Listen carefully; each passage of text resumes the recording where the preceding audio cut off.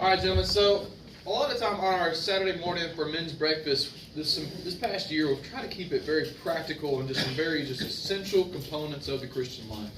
And so last time, I had to ask Jeff because I forgot what it was, but last time we talked about hospitality. Here's the deal. Most of the time before these things, I usually have it's kind of lines up where I have a late night with my 1-year-old yelling about something or another. And so that's what happened last night too, so I'm a little foggy this morning. But yeah, we try to keep it real practical, and so we talked about hospitality. I think the deepest as far as theology and things that we've done, we talked about apologetics a few months ago, but try to make some very essential, just straightforward things about what it means to be a Christian, particularly a Christian man. And so I've kind of bouncing around with a couple of different ideas as far as this month goes. And for whatever reason, this is one that Chuck actually recommended. I don't know if you remember that. You remember recommending talking about friendship and things? Yes. Yeah, there you go. See, you're doing better than me. I didn't. But this is one that we talked about beginning of the year, about 8 months ago. Was it that long? Something like that. This year, Beginning of okay, all right, Greg, you gotta remember, I'm a school teacher and youth pastor, so my brain thinks of year as in starts in fall. That is how my brain is hardwired. Okay.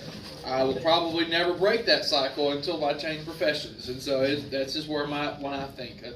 So when I say beginning of this year, I mean like August or something. Anyway, I know that's not right, but it is what it is.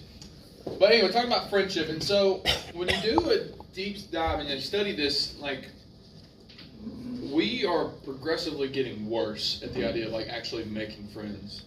Men, again, I look at our church and everything. I feel like just as a whole, some of us are either really good at it and we have some really close ones, or we just don't really have anyone. And so the question I kind of want to lead out with is like, how many people know you? Like, really know you? Maybe say one. And then let's talk about, what does it mean to know somebody, like really know somebody? What does it mean to really know somebody? You spent time with that person. Not just, hey, how you doing? Oh, I'm good, blessed and highly favored. You spent time probably in the trenches. Right. That's where you get to know the people the most. Absolutely. I have a friend that we can complete each other's sentence. Okay. Yeah. That's how close we are, how much we know each other. Yeah. But only one. Yeah. Anybody else? What does it mean to be known, to really be known by somebody? Wants to be seen at your worst. Right. You know, I guess can't get much more succinct than that. It's when you know someone when you see them at their worst, and you're not just taking them back. You're not surprised anymore. It's like, oh yeah, that's expected. Yeah. You know the bad of somebody. You know what issues they're bringing to the table, and so that's kind of even building off of that. Like, here's the deal: we all deal with sin. We're all sinners. Mm-hmm. Some of us maybe are a little more apparent or a little more public with what we do or what we struggle. But at the end of the day, there is something broken. Like, there's still something messed up that we're working through. How many people in your life actually know the sin, know the pride, know the arrogance, know the whatever of you? As men, it's very, like, and I was looking into like statistics, because these statistics, they come from like Pew Research Center or whatever. And so as far as like 53% of people, it's a little less for men, I think, but have 1 to 4 close friends, and 8% said they don't have anybody that they would define as a close person. But then you look even more specifically about, like, what does each gender, when they're with these close friends, what do they talk about with them? And so men, like, we were high on like politics, and we're higher than women when it comes to that. But when you get into like mental health, and I think probably they're kind of bringing in spiritual things to that, it's like 12% of men actually will talk about these things and talk about what they're dealing with, where they're struggling with their fellow friends, their fellow men. And so when I say, what does it mean to be known? What does it mean to have friends? Many of us, I think, don't really know how to do that. And I'll be honest, for a long time, it took me, like, I had the same group of friends that are, I could message them, we send stupid stuff to each other all the time, but we also had really deep, profound talks about spiritual things. But at the same time, like, how much do they actually know the sin that I'm dealing with? It took a long time for that to actually become more of a regular thing. And even then, there's only 2 or 3 of them that I can really say that know the deepest, darkest parts of my heart. So you're not talking Facebook friends? No. And here's the deal. That's where, and I was reading something else, and basically we talked about the idea, why we struggle with it is because friendship has been diminished. Yeah. Like, if you have 1,000 Facebook friends, I'm going to tell you, you ain't got 1,000 friends. You've got 1,000 nosy people that want to know what's going on in your life. So we have a lot of acquaintances. Right. But very few friends. Right. And there's a big difference. Yeah. And that's always been true, but I think it's just so much more prevalent now when we get into this kind of digital age where it's so much easier to keep relationships at an app like just so shallow. But here's the deal. Is that what relationships are supposed to look like? Meaning, like, is that what friendships are supposed to look like? And I think we all know probably the answer is no. So, again, how would you define friendship? So we talked about being close to each other. We talked about finishing each other's sentence. Like, there's this, we think the same. Right. Huh? Connection. What else? What does it mean, or how else would you define friendship? Well, I know before we moved here, we were in a Bible study group. Right.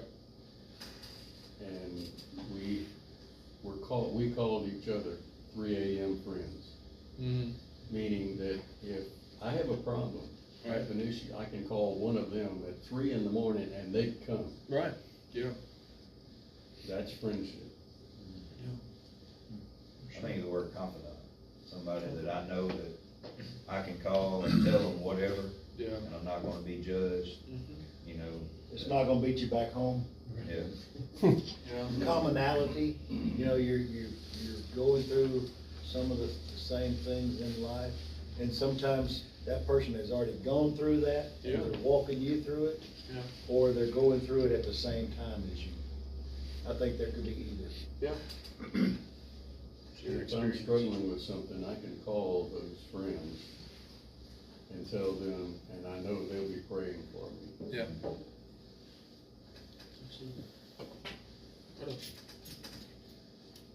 Church family? Church family, right? I think some of it's a time component, you know, like, you got people at work that you call them a friend, but if all you've ever done is work with them and never spent that downtime, which, I don't know about y'all, I don't have downtime anymore. You know, when you were in high school, you had friends that you spent a whole bunch of downtime with, and you Yeah.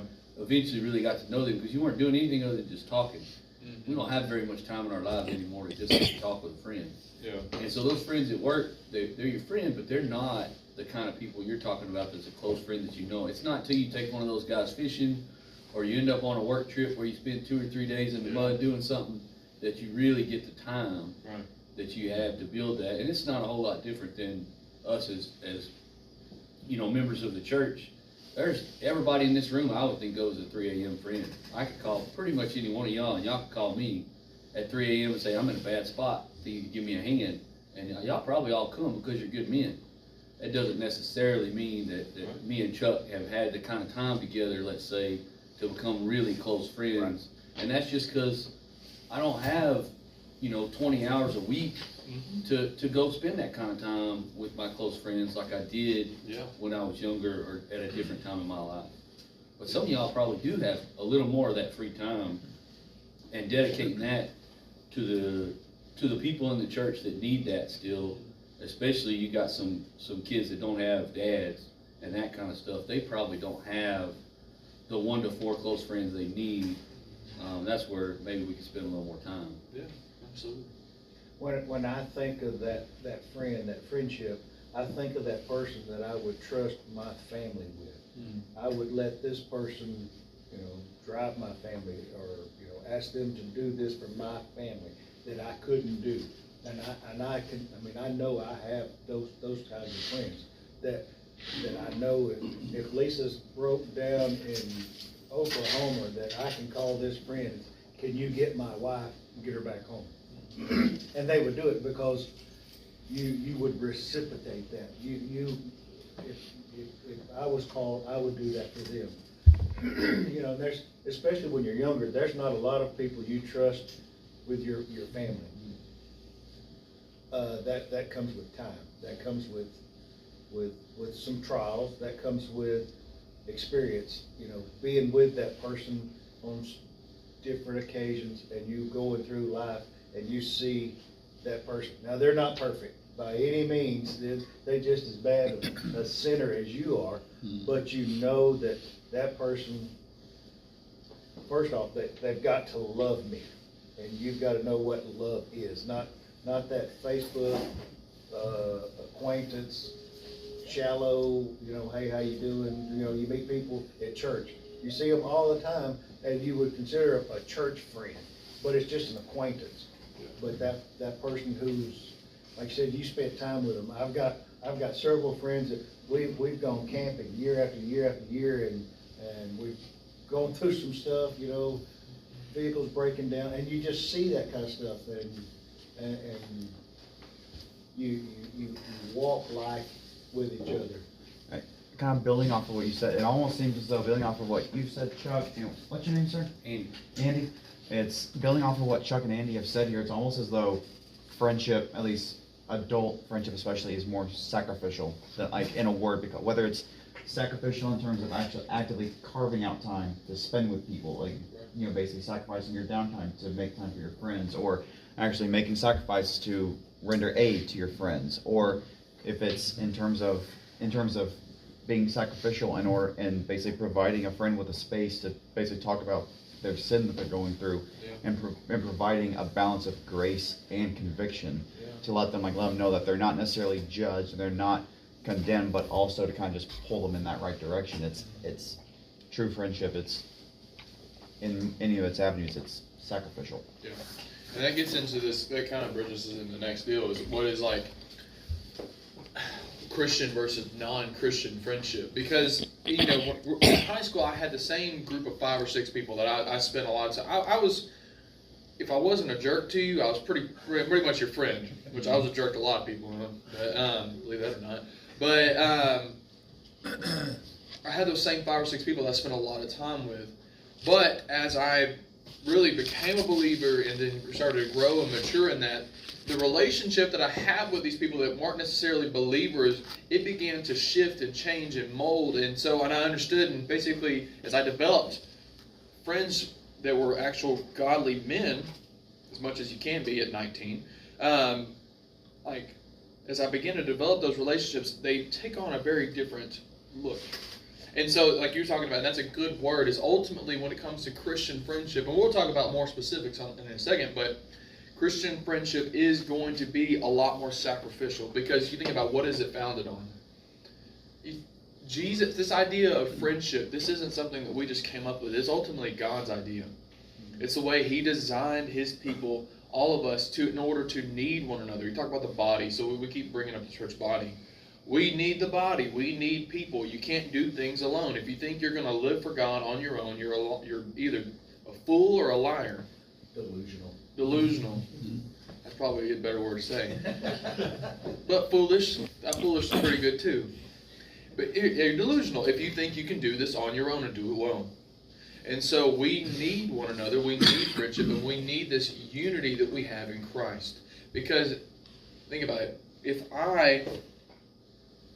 When I approach friendship now, you don't just look at people like, I enjoy being around them and I can get a lot from them. The Christian friend basically is going to be looking and seeing, what can I provide to this relationship? Not that I have some amazing amount of wisdom or anything along those lines, but how can I benefit this person? That's what I mean, as a youth pastor, that's what I was here with a kid till 9 o'clock the other night, just talking about after Wednesday, just talking with him, and he's talking about these friends and everything he's got. I'm like, are they pushing you to become more like Christ? Because ultimately that is what Christian friendship will look like. Now, does that mean that you have to have a Bible study every time you sit down and you're talking? No, you don't.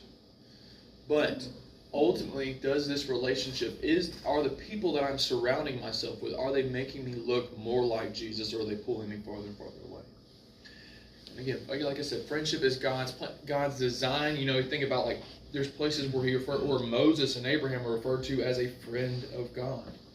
Like, we have this friendship with God. Now, that doesn't just feel like we don't just think, oh, he's my bud and I can do whatever and I can be flippant about the way we talk. That's something we had a conversation with the kid the other day about.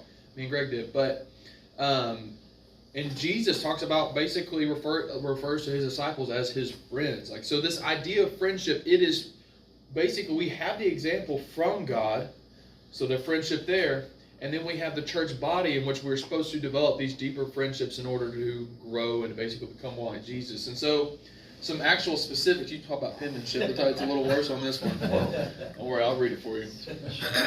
Hey, I can read it just fine. Bro. Can you? There you go. Probably better than me. That's why I had to print it out. Dude, when I was a teacher, I felt bad for them kids. It was a rough time when I used the whiteboard. But really, here's some just, gosh, you can do this with just about anything, but you think about all the one another's that we're commanded to in the Bible. There's a lot of them. And you could go down that whole list and like, do this to one another, do this to one another, and that is all part of friendship. But as far as trying to boil it down to some specifics, don't worry, I'm gonna say them out loud if you can't read them. I apologize if you can't. But some results of friendship. Here's the deal: friends help live life with joy and endurance. So basically, from Ecclesiastes, you have the passage where it talks about it's essentially better to be two together versus one. A threefold cord is not easily broken. This idea of it is easier to go through life when you have others around you who are doing the same things with you and working through them with you.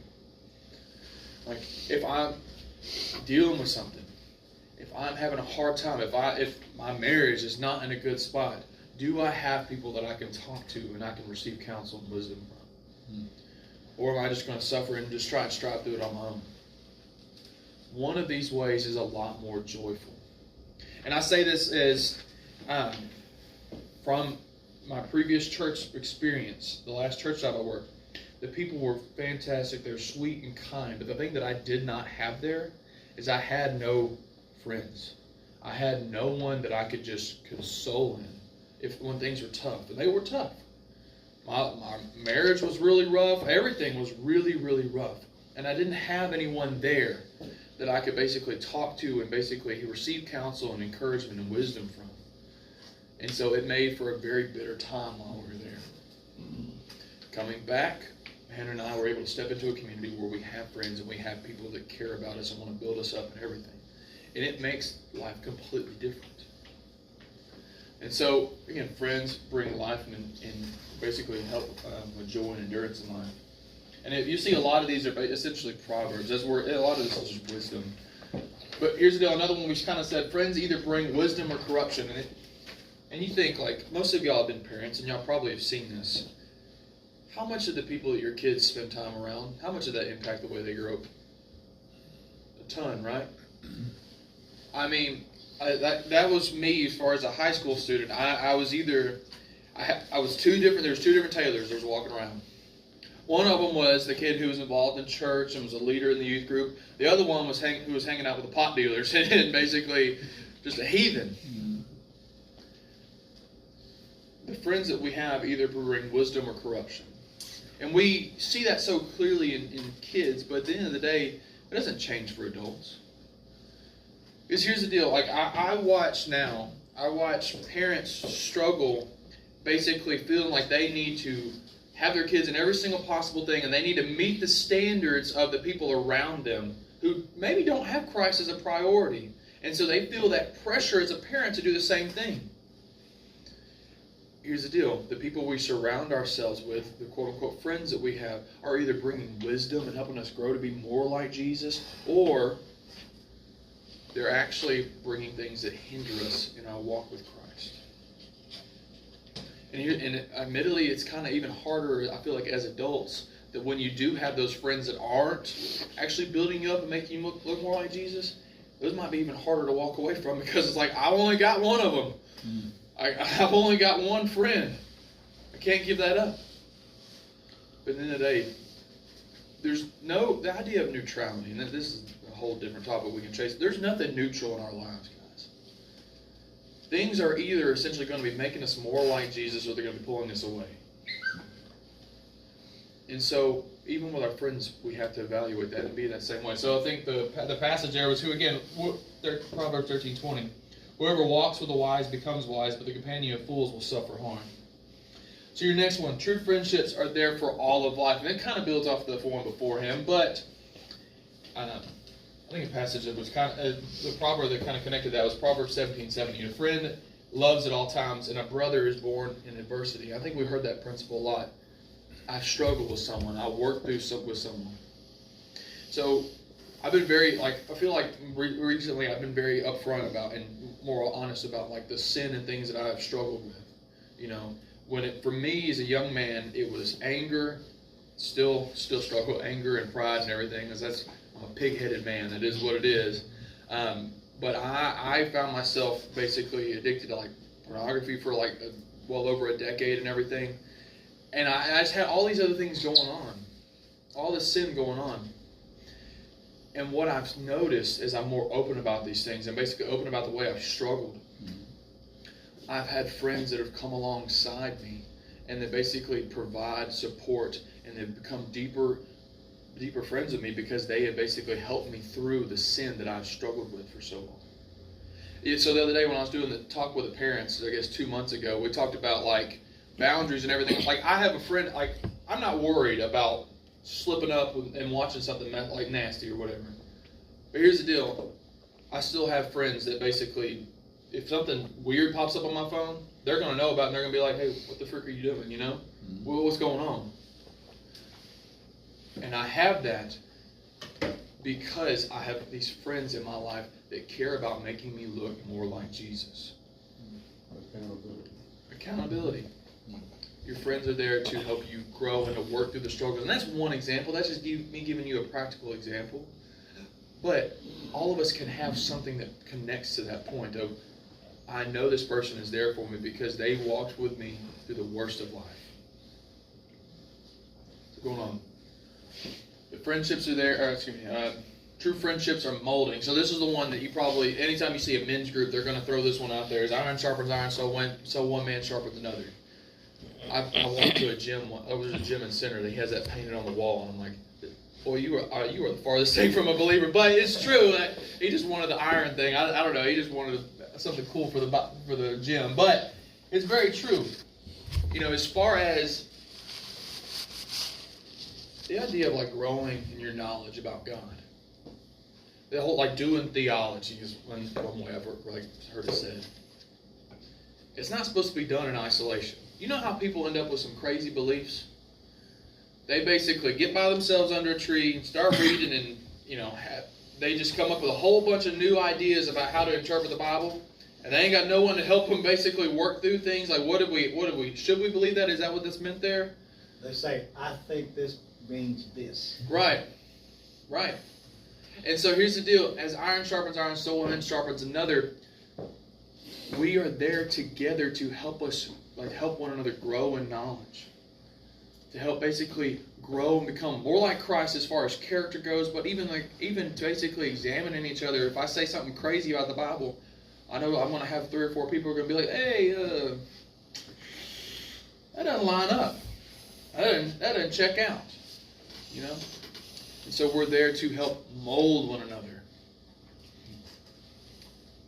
Kind of building off of that, true friendship corrects sin. And this is just essential, a basic one another. But it says, take care. It says Hebrews 3. Take care, brothers, lest there be in any of you an evil, unbelieving heart, leading you to fall away from the living God. But exhort one another every day, as long as it is called today, that none of you may be hardened by the deceitfulness of sin.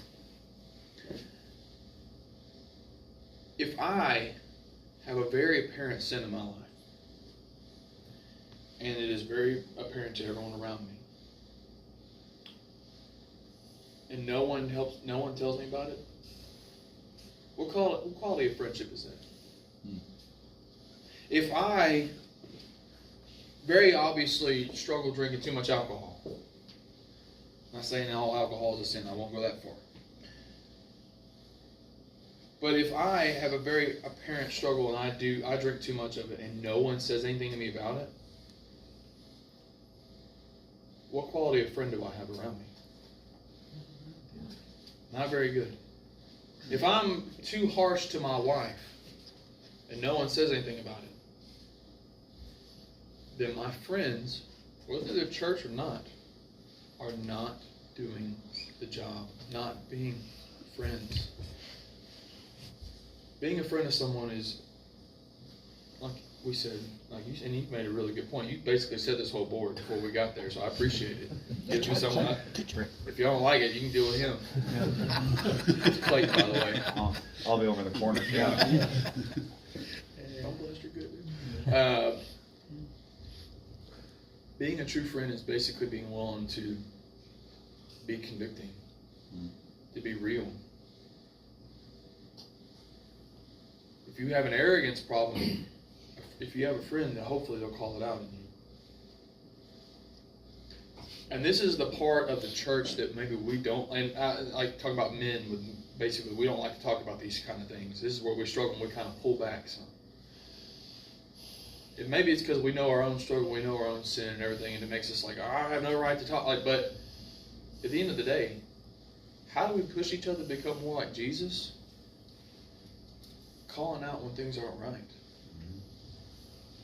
When you see people who have misaligned priorities or that are neglecting, here's something basic, neglecting gathering with the rest of the church.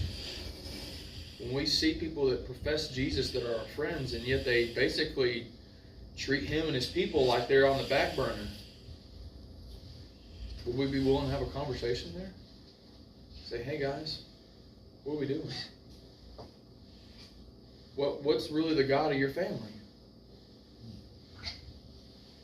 And I say that because that's I come back to that one a lot, because that's the one I see a lot of young parents and young families struggle with a lot right now. But at the end of the day, when I said that, I think we all could probably jump to at least one example maybe that we've missed or that we just neglected not saying anything about. We've probably had our own deals that people have not said anything to us about, and we probably struggled with for a good extra decade because no one had the guts to say, hey, this isn't right. But how do we become a community that actually cares about doing the right thing and cares about holiness? It takes a few people basically saying, I want, not that we're just looking for error and basically like, man, you stink, you need to get better. But no, but we actually care and say, look, this is what it means to follow Jesus. This is what what it means to be a godly man. How can I help you work through this? How can we get better about this? It takes a few people actually saying, I'm going to be that friend of this person to change that, and it takes that to change culture. And so your last one. So there's two-sided coin. Correct sin, but a true friend encourages to good works. And so your passage there, if you want it, and is, let us consider how to stir up one another to love and good works.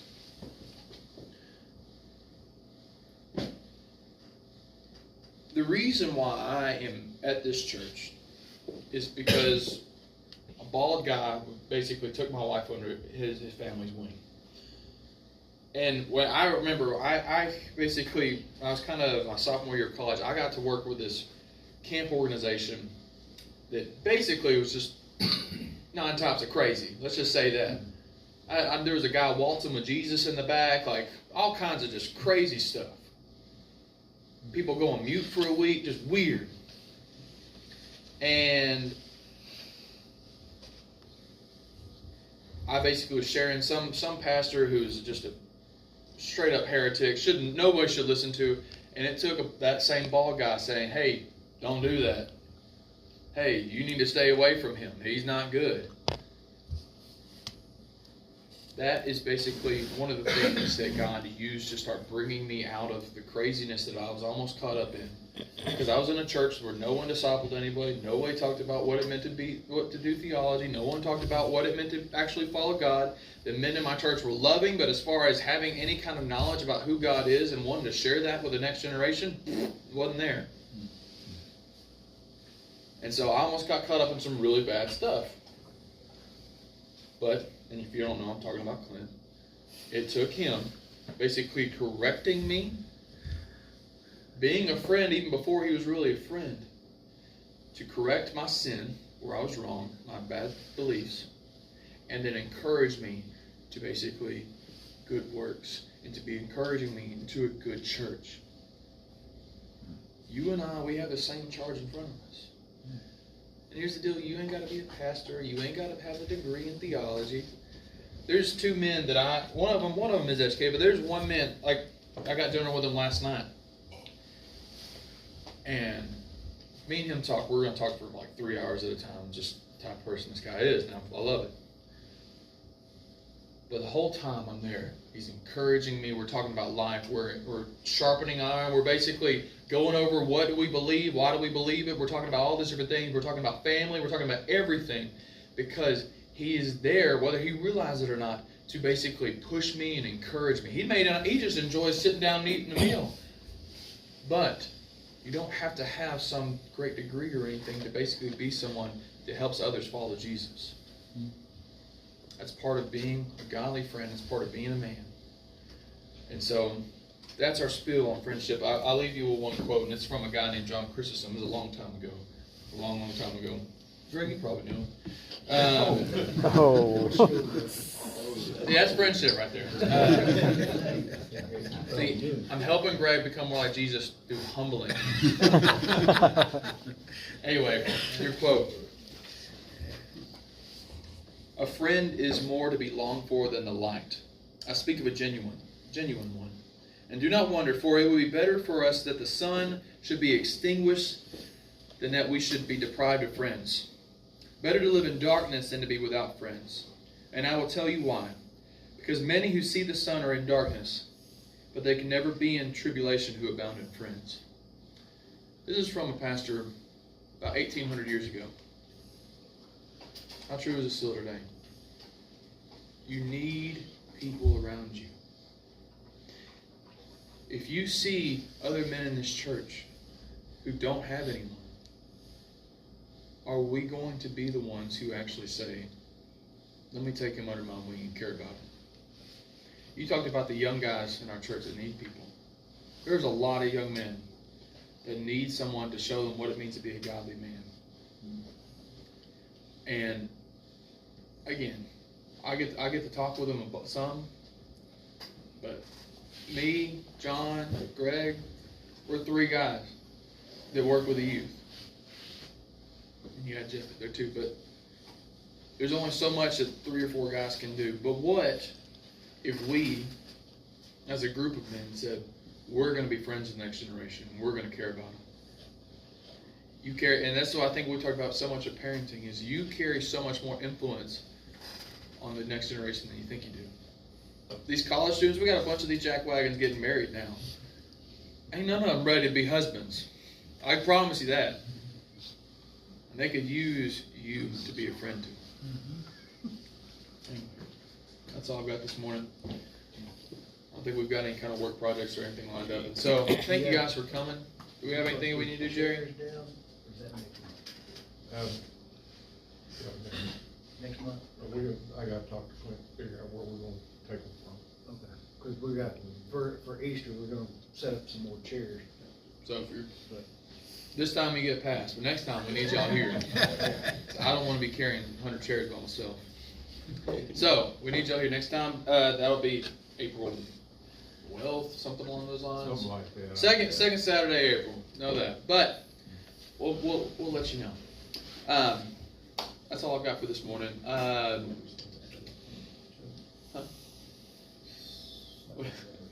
just, you're talking about whatever, that everybody grabbed their phone and started looking for the date. Yeah, I don't know. In May, instead of thank you. doing a men's breakfast the second Saturday, we're going to do a fish fry the third Saturday. It'll be Saturday night. We don't know. We have an idea where it's going to be, but we haven't hammered it down 100% yet. But we are going to need some help. We're going to need a couple of people to help fry, to help cook, get stuff out to where we're going. So there won't be any men's breakfast in May. And we'll have a dinner on the Yeah. 17th, so. It'll be a fish fry, like you said, and our whole purpose of this is to get more people. You know, a lot of the younger guys can't come to a men's breakfast because their kid's playing soccer, or, you know, they can't get up that early to come up here. So that's fine. So we're gonna do it on a Saturday afternoon, and we're gonna do fish and hang out and shoot the breeze, and maybe develop some more friendships. You know, friendship to me is, true friendship is what someone can pour into me. The carnal or everyday friendship is what they can get out of you. You ever notice how somebody who's prosperous, somebody who owns a business, he's got a lot of friends. That guy's got money, he's got a lot of friends, because he's somebody. Somebody like me that ain't got no money, the friends that I have are true friends. There's nothing you gonna get. I don't have anything, but love. I mean, and we can reciprocate that. I mean, Jerry's one of those friends I talked about, that if I'm somewhere and I need Jerry, I call Jerry, and Jerry's there, and he's gonna go above and beyond. Jerry's not gonna, hey Jerry, can I borrow $5? No, but here's $10 I'll give you. You know, he's gonna go above and beyond because of love. That ain't gonna happen. Yeah. It's a lunch buddy. Hey, do it in front of everybody. If you use any example but money, he probably been. There we went, you know. But, you know, that's what a true friend is. A true friend is what, like you said, what can I bring to this relationship? What can I bring to this? And these other people out there, they're just all what they can get out of you. I mean, we've all done it, you know. You've got a friend that's got a boat. He's my friend. Yeah. If you don't have a boat, who are you? You know. That's why I don't like boat. Get a boat, we'll be friends. If anybody wants to volunteer to help cook, prep, got a fryer or whatever, just let me or Jerry or Chuck know sometime in the next 2 months. Yeah, there was a lot of, like, if you didn't make it to the first one, it was a real blessing. I think we all really enjoyed it a lot.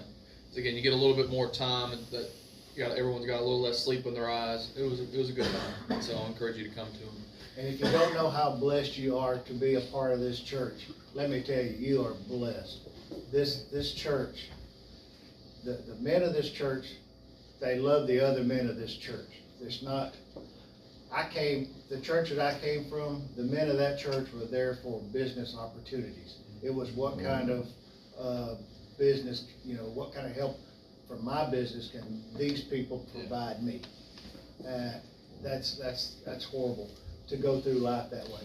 But here, it seems like we go through life together, because first off, we all know that the rest of you are just as jacked up as I am, and that we can go through this together. Some have already gone through it, and can walk you through, like I said, and some of us go through it together at the same time. But we love each other. We're gonna try and do the best that we can do. And sometimes we fail,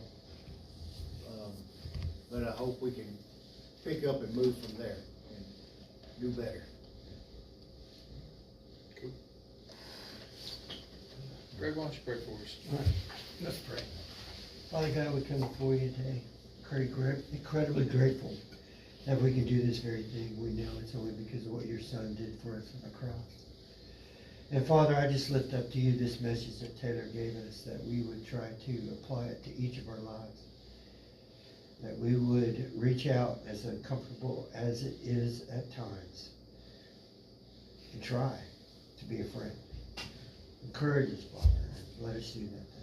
Pray these things in your Son's name. Amen. Amen.